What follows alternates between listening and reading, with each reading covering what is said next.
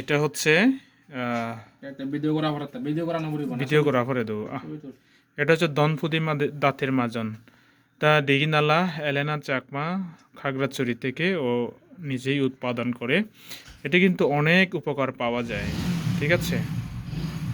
এটা দেখাও তো। হ্যাঁ, এটা কিন্তু হচ্ছে দানা দানা দেখালেও বালুর মতো দেখালে এটা কিন্তু মিহি হয়। এই যে আমি 2 আঙ্গুলে যে পেস্ট করতেছি একেবারে সাদা সাদা বের হয়ে যাচ্ছে। হ্যাঁ, এগুলা আপনার যখন শিরশির ভাব, দাঁতের যখন শিরশির ভাব থাকে এগুলো চলে যায়। ফ্রিজের ঠান্ডা পানি খাইতে পারেন না।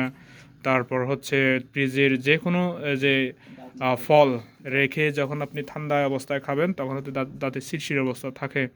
আবার দাঁতের মাড়ি যদি ফুলে যায়, এখানে অনেক কিন্তু উপকার আছে। হ্যাঁ, এটা বনাজি এবং কবিরাজের যে ইয়ে আছে, পাজারি দারু বলে আর কি, পাহাড়িরা আমরা এগুলো পাজারি ওষুধ বলি। এই সবগুলো এগুলো মিশ্রণে এই দাঁতের মাজনটা তৈরি করা হয়েছে। আপনারা নিলে কিন্তু এটা ঠকবেন না। দাম বেশি না, দাম হচ্ছে 40 টাকা। ঠিক আছে।